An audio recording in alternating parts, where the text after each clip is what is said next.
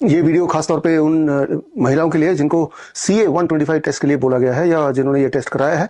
एक माहौल बना दिया गया है, भय का माहौल, थ्रू CA 125 टेस्ट।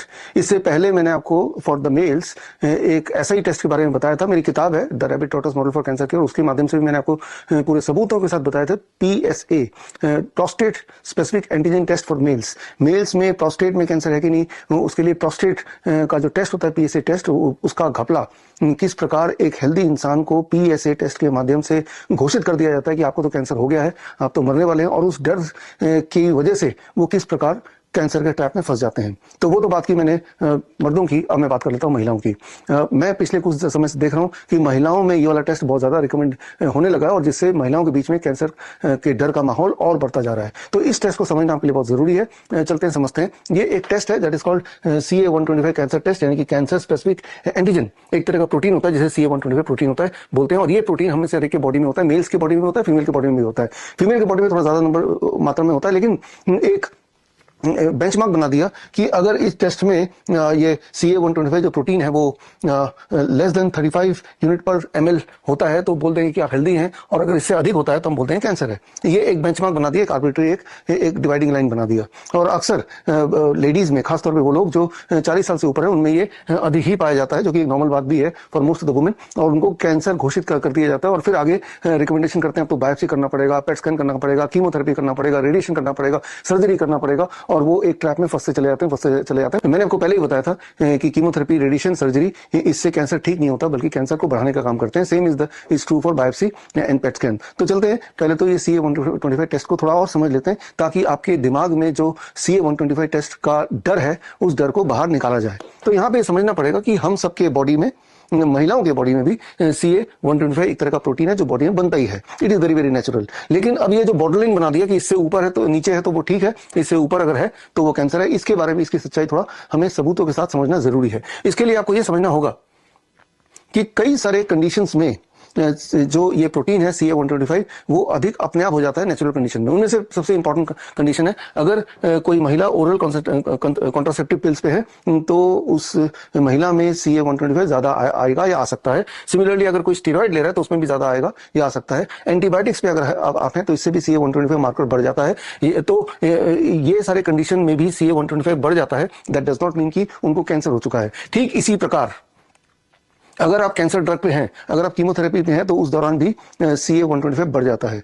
तो कीमोथेरेपी करा के CA 125 को बढ़ा दो और CA 125 बढ़ा हुआ दिखा के दोबारा कीमोथेरेपी ले आओ, यानी कि एक तरह का चक्रव्यूह, एक तरह का जाल। अब आगे समझते हैं non steroidal anti inflammatory drugs, यानी कि पैरासिटामोल वगैरह जब लेते हैं तो इससे भी CA 125 बढ़ जाता है। तो यानी कि वो कैंसर नहीं है, वो is the side effect of this drug. या फिर पेरिटोनियल डायलिसिस का जो सोल्यूशन होता है, जो लोग डायलिसिस पे हैं, वो सोल्यूशन की वजह से भी ये मार्कर बढ़ जाता है। और इसके अलावा कुछ और कंडीशंस हैं, अगर किसी के बॉडी में सिस्ट है, फाइब्रॉइड है, तो भी ये मार्कर बढ़ा दिखाता है। एक बात आपको समझना होगा कि सिस्ट होना, फाइब्रॉइड होना कोई अनहोनी बात या अनोखी बात नहीं है। ये अक्सर महिलाओं में, खासतौर पे 40 साल से ऊपर, ये पाया जाता है। ये आता रहता है, जाता रहता है, आता रहता है, जाता रहता है। सिस्ट का होना अपने आप में बीमारी नहीं है, लेकिन सिस्ट बहुत बड़ा हो जाए और वो डिजॉल्व ना हो, और तब आपको पेन हो, आपका हीमोग्लोबिन डाउन हो, तो फिर वो एक मेडिकल कंडीशन जरूर बन जाता है। Just having cyst itself is not a disease, ये आपको दिमाग में बिठाना पड़ेगा। और एक चीज और दिमाग में बिठाना पड़ेगा कि सिस्ट और fibroid is very very common among the women of older age, but that is something which can be benign and it may not become a cause of your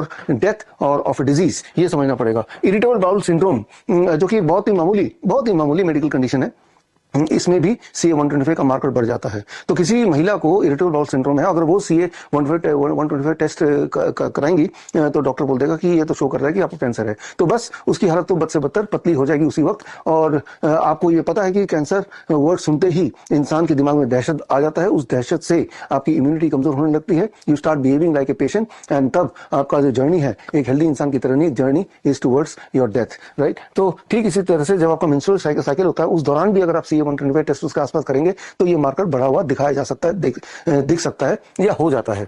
या इसके अलावा और बहुत सारे मेडिकल कंडीशंस हैं। Pregnancy के दौरान भी CA 125 मार्कर बढ़ जाता है। वेरियस इन्फ्लेमेटरी डिजीज, बहुत सारे इन्फ्लेमेटरी डिजीज है, जैसे अर्थराइटिस है, ओटाइटिस है, गैस्ट्राइटिस है, जितने भी बीमारी है जिसके बाद में आइटिस लगता है, ये सारे इन्फ्लेमेटरी डिजीज है। मान लो किसी को जोड़ों में दर्द है, कोई अर्थराइटिस का पेशेंट है, यानी कि उसके बॉडी में इन्फ्लेमेशन है, तो तब भी CA 125 मार्कर बढ़ा हुआ ही दिखेगा। ठीक इसी तरह से अगर कोई इन्फेक्शन है, जैसे ट्यूबरकुलोसिस किसी को है, एक बात यहाँ पे समझना होगा, मैंने पहले भी बताया था, ट्यूबरकुलोसिस के बैक्टीरिया आपके मेरे बॉडी में इस वक्त हो ही सकते हैं। 40% इंडियंस में ट्यूबरकुलोसिस का bacteria at any point of time होता ही है, लेकिन ट्यूबरकुलोसिस का बैक्टीरिया अपने आप में बॉडी में होना itself is not a disease, unless कि उसकी वजह से हमें कोई डिस्कंफर्ट्स हो, उसकी वजह से हमें फीवर आ जाए या इन्फ्लेमेशन हो जाए या वीकनेस आ जाए या स्टूल में ब्लड आ जाए या मुंह से खून आ जाए, तो ये सारे कंडीशंस रेयर केस में होता है। अदरवाइज ट्यूबरकुलोसिस का बैक्टीरिया हम सबके बॉडी में होता है, but that will not become or may not become a cause of your being sick or dying, right. सो लेकिन इन्फेक्शन किसी भी तरह का हो उस कंडीशन में भी उस वक्त CA का 125 मार्कर बढ़ जाता है। ठीक इसी तरह से पेरी मेनिपोज या मेनिपोज, जब मेनिपोज के आसपास आप होते हैं या मेनिपोज हो चुका होता है, तब भी जो CA 125 मार्कर कंपैरेटिवली बढ़ा हुआ ही आता है। यानी कि मेनिपोज के बाद की जो महिलाएं अगर वो सारे के सारे CA 125 टेस्ट करा ले तो most of them will be diagnosed as a cancer patient, या फिर इंटेंस एक्सरसाइज, बहुत जोरदार एक्सरसाइज आप करेंगे तो उससे भी थोड़ा बहुत मार्कर बढ़ जाता है। जब एक्सरसाइज करते हैं आपकी बॉडी में बहुत सारे बदलाव आते हैं और तब CA 125 मार्कर बढ़ जाता है। मैं ये नहीं बोलना चाह रहा हूं कि एक्सरसाइज नहीं करना चाहिए, मैं आपको ये समझाना चाह रहा हूं कि CA 125 मार्कर का बढ़ना कई सारे फैक्टर्स पर निर्भर करते हैं। उनमें से बहुत सारे फैक्टर ऐसे भी हो सकते हैं जो एक्चुअली आपकी हेल्थ को कंट्रीब्यूट कर रहे हैं, आपको और हेल्दी बना रहे हैं, लेकिन वो फैक्टर अपने आप में CA 125 बढ़ गया तो आपने एज्यूम कर दिया, जैसे डॉक्टर ने पढ़ाया बताया कि आपको तो कैंसर हो गया, आपने उस बात को मान लिया। ठीक इसी प्रकार एज रिलेटेड भी वेरिएशंस आते हैं। जब आपका एज ज्यादा हो जाता है, जैसे 50 साल से ऊपर, तब भी आपकी बॉडी में कई सारे हार्मोनल चेंजेस आते हैं। उस हार्मोनल चेंजेस के चलते CA 125 मार्कर कंपैरेटिवली हाई होता है। या फिर कोई एब्सोल्युटली हेल्दी महिला है या और ये सारे कोई भी कंडीशन नहीं है और कैंसर भी नहीं है, तब भी CA 125 इन जनरल उनका बढ़ा हुआ थोड़ा दिखाई हो जाता है।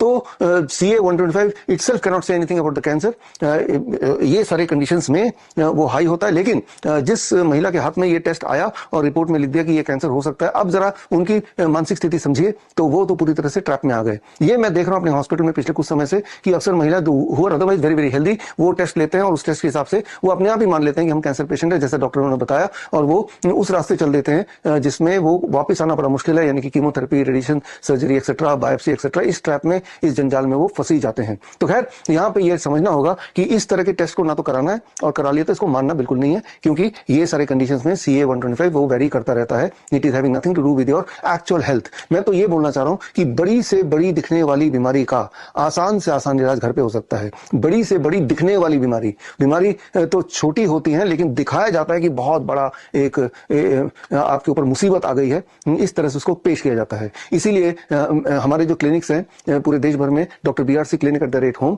500 से अधिक है। तो वहां पे हम अपने जो स्टूडेंट्स, अपने जो प्रैक्टिशनर को यही सिखाते हैं, follow your symptoms not your report. मतलब आप अपने सिम्टम्स को देखिए, अपनी रिपोर्ट को मत देखिए। नो सिम्टम मतलब नो डिजीज। तो अगली बार अगर इस तरह की कोई कंफ्यूजन हो तो आपको सिंपली इतना करना है कि हम आपके घर के आसपास, आपके शहर में जो हमारे क्लिनिक है डॉक्टर BRC क्लिनिक, वहां जाके आप अपने कंफ्यूजन को दूर करें ताकि इस तरह के जाल में आप ना फंसे। All the best, thank you, जय हिंद।